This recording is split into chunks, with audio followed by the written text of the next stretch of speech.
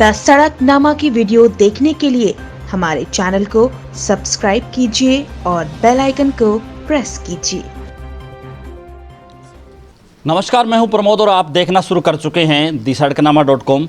इस वक्त मैं मौजूद हूं हरियाणा की राजनीति का अहम ज़िला रोहतक और मेरे साथ इस समय मौजूद हैं पूर्व मंत्री हैं सहकारिता मंत्री मनीष ग्रोवर।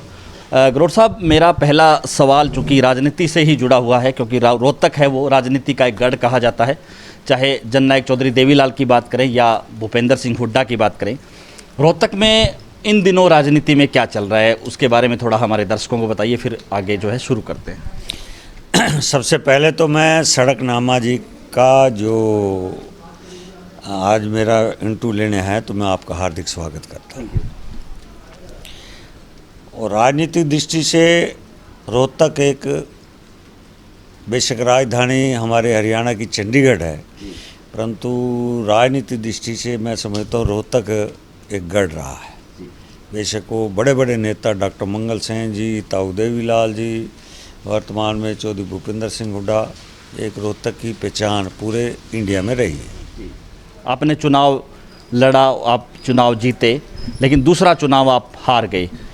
इसके पीछे भी कोई बड़ी वजह मानते हैं आप जिस तरह से? नहीं, मेरा जो आकलन है, हार जीत तो लोकतंत्र के अंदर एक ज़िंदगी का खेल है, खेल रहना चाहिए। हारना, उसके बाद जनता के बीच में रहना और जो जनता का निर्णय उसको स्वीकार करना, यही हमारे संगठन में है।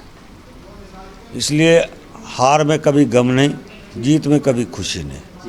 राष्ट्र की सेवा करना, भारतीय जनता पार्टी राष्ट्र के प्रति समर्पित है और यही हमारे आदरणीय नेता नरेंद्र मोदी जी, हमारे राष्ट्रीय अध्यक्ष, यही कहा कि राजनीति की सेवा है, हम सेवा के माध्यम से देखते हैं।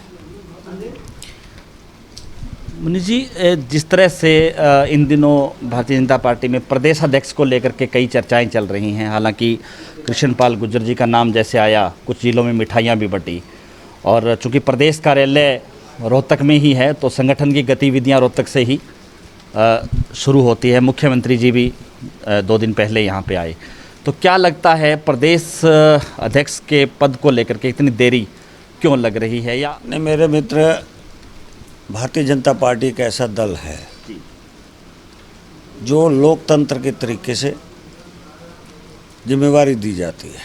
एक कार्यकर्ता की जिम्मेवारी है, अध्यक्ष पद नहीं, जिम्मेवारी है। आज मैं भारतीय जनता पार्टी वर्ल्ड की सबसे बड़ी लोकतंत्र दल है। 1952 में जन्म लेने वाली, 51 में जन्म लेने वाली भारतीय जनता पार्टी आज 2020 में वर्ल्ड में सबसे बड़ी पार्टी है। हर 3 साल बाद हमारे बूथ स्तर से लेकर मंडल, जिला, प्रदेश, केंद्र की जिम्मेवारी दी जाती है। बाकी दलों में नहीं है, वहाँ व्यक्तिवाद है, परिवारवाद है। वहाँ तो पता है कि अगला कौन बच्चा जन्म देगा उसी ने राष्ट्रीय अध्यक्ष बनना है। यहाँ पता नहीं किस कार्यकर्ता को क्या जिम्मेवारी दे देते हैं। यही भारतीय जनता पार्टी का एक इतिहास है। इसलिए एक जिम्मेवारी है, जिम्मेवारी कार्यकर्ताओं से चर्चा करके केंद्रीय नेतृत्व जिम्मेवारी जिसको भी देगा वो जिम्मेवारी सब कार्यकर्ता उनके साथ मिलकर काम करेंगे। मनीष जी, कोरोना काल चल रहा है और क्योंकि पीजीआई से ही जुड़ा हुआ मामला है, चाहे रोहतक की हम बात करें, तो आपकी काफ़ी वीडियोज़ आती हैं सोशल मीडिया पे भी, लोगों से घिरे रहते हैं। आपको डर नहीं लगता कि कोरोना जो है बढ़ रहा है जिस तरह से, और बड़े बड़ी सेलिब्रिटी हैं वो भी कोरोना की चपेट में आते जा रहे हैं? कल भी सोशल मीडिया में आपकी एक वीडियो चल रही थी जो बहुत ज़्यादा भीड़ थी उसमें, तो आपको लगता नहीं कि ये सोशल डिस्टेंस भी, उसका भी उल्लंघन है और या कोरोना भी बढ़ सकता है? नहीं, ये जो आपने सवाल किया बिल्कुल ठीक सवाल है। कोरोना एक बीमारी है, इसको डिस्टेंस बना के ही अपने आप को बचा सकते हैं। कोई दवाई नहीं है। मुंह पे कपड़ा ढकना, ये एक हम सब के लिए एक अपील देश के प्रधानमंत्री जी ने की और उसकी वजह से ही आज हम 130 करोड़ का देश और हम इस कोरोना बीमारी से हम लड़ रहे हैं और उसमें अच्छा रिजल्ट भी आ रहा है। परंतु दूसरे देशों की देखते हुए संसार के अंदर ताकतवर देश घुटने टेक बैठे हैं, परंतु एक भारत है जो इस लड़ाई में मैं समझता हूँ कि हमारे पास डिस्टेंस में रहना ही और मुंह पे कपड़ा ढक कर रहना ही हमारी सेफ्टी है। परंतु एक राजनीतिक कार्यकर्ता होने के नाते लोग आते हैं, उनको भी हम यही समझाते हैं कि थोड़ा सा आप डिस्टेंस बनाकर मुंह कपड़ा ढक कर रखें, जिससे कोरोना की बीमारी से हम बच जाएं।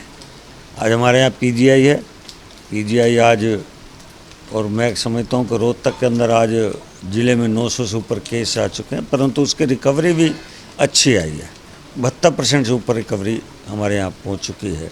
इसलिए यहाँ का जिला प्रशासन इस मामले में पूरी सख्ती भी कर रखी है। एक समय पूरे बाज़ार खोल दिए गए थे, और फिर वो लेफ़्ट राइट के अंदर इस काम को जिला प्रशासन ने किया है। इसके लिए जिला प्रशासन को बधाई भी देता हूँ। बड़ौदा चुनाव की बात करें, बड़ौदा चुनाव में आपको क्या लगता है कि ये चुनाव कैसा होगा? क्योंकि इससे पहले भारतीय जनता पार्टी यहाँ पे कभी भी विनिंग में नहीं रही, यहाँ पे इनेलो या कांग्रेस का लंबे समय से, और मुख्यमंत्री ने जिस तरह से कहा है कि हमारा कोई भी कार्यकर्ता है वो दूसरी पार्टी के किसी भी नेता को हरा सकता है, इस बात में कितना एकदम मानते हैं? अगर इसको टेक्निकली देखें, अगर उस पृष्ठभूमि को देख करके देखें, तो आपको क्या लगता है? जींद उपचुनाव, जींद भी हमें कभी नहीं जीता था और हमने उपचुनाव जीता ऐसे ही। और उस समय तो राष्ट्रीय नेता थे, राहुल गांधी के अगल बगल में रहने वाले थे, राष्ट्रीय प्रवक्ता थे, और एक सीट उसके पास कैथल थी। दोबारा फिर वो अपने आप को नेता उभरने के लिए आए, जमानत भी मुश्किल से बचा पाए। अब चौधरी भूपेंद्र सिंह हुड्डा ने माननीय मनोहर लाल जी को चैलेंज किया है। मनोहर लाल जी तो मुख्यमंत्री वर्तमान में हैं, एक सीट पे हैं, दूसरी सीट अगर लड़ेंगे तो 2 मुख्यमंत्री तो बन नहीं सकते, मुख्यमंत्री तो एक ही रहेंगे, और उसमें हैं विधायक। चौधरी भूपेंद्र सिंह हुड्डा जी, आप अपने आप को रणदीप सुरजेवाला की तरह बड़ौदा आने से तो भारतीय जनता पार्टी के छोटा कार्यकर्ता भी आपको शिकस्त दे देगा, हराएगा।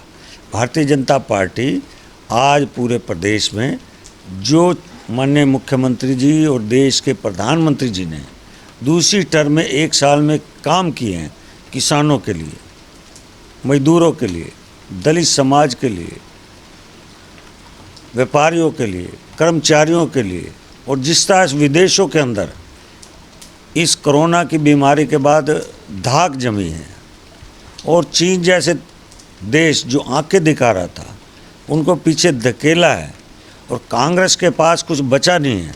इसलिए हमारी केंद्र की नीतियां, हमारे प्रदेश के काम, बेशक वो बिजली हो, पानी हो, किसानों की आमदन हो, जिस तरह इस कोरोना की बीमारी में एक चिंता थी कि खेत में किसान की फसल तैयार पड़ी है, वो मंडियाँ तो कैसे आएगी? मंडियों में आई, समय से खेत खाली करवाए गए, 19,000 करोड़ रुपए की गेहूँ की पेमेंट उनके खातों में, किसानों के खाते में डाली।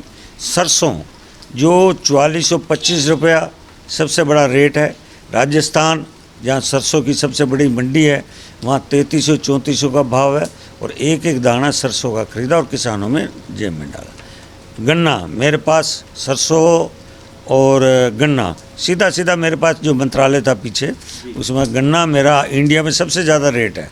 समय से खेत खाली करवाए गए, किसान का गन्ना भी और सरसों भी, और उसके बाद समय से पहले उनकी पेमेंट दी गई, मिल भी समय से पहले बंद करवाए गए।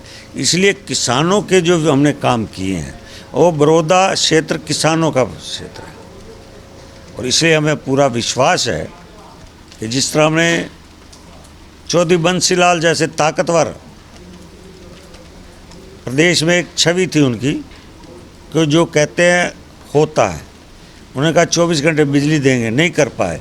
माननीय मुख्यमंत्री जी ने 24 घंटे में 4500 से ऊपर गांव के अंदर बिजली दी है, क्योंकि गांव के अंदर मूलभूत सुविधा मिलनी चाहिए, पानी, बिजली, खेत का किसानों को 2 गुना आमदन हो, वो हमने करके दिखाया। इस मुद्दे पर हम बड़ौदा विधानसभा इस बार जीते। जुड़ा आपने कहा कि भारतीय जनता पार्टी ने किसानों के लिए काम किया है। पिछले दिनों एक योजना मुख्यमंत्री ने लागू की, मेरा पानी मेरी विरासत, और उस योजना को लेकर के किसानों ने भी आंदोलन किए कि ये बात ठीक है कि ज़मीनी जो ग्राउंड वाटर है वो काफ़ी नीचे चला गया है, लेकिन जो स्थिति चल रही है, कोरोना काल चल रहा है, तो इस स्थिति में किसानों को ये सलाह देना ठीक नहीं होगा। उसको लेकर हालांकि सरकार ने भी कहा कि वो पाबंदी ना लगा करके किसानों को सलाह दी जाती है। तो आपको क्या लगता है, मेरा पानी मेरी विरासत योजना, चूँकि ये इलाका आपका है, यहाँ भी पानी की स्थिति बेहद ख़राब है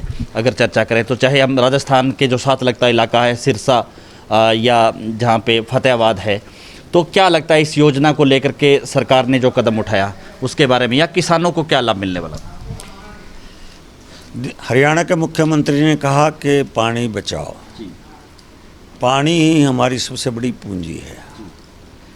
आने वाली पीढ़ी के लिए हरियाणा के मुख्यमंत्री योजना बनाए। देश के प्रधानमंत्री की ये योजना है कि एक एक बूंद, जैसे मानसून बाग है, इसको बचा के रखें।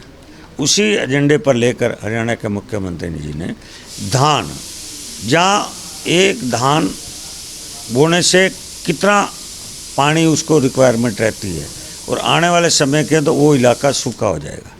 इसलिए विरोध कहीं नहीं था, विरोध था विपक्ष का, क्योंकि विपक्ष के पास मुद्दा ही नहीं था। किसान भी जो थे वो विपक्ष के जो लोग थे उनके कहने पर, इसलिए लोगों ने अपने मन से, किसानों ने धान की बुआई छोड़ दी है।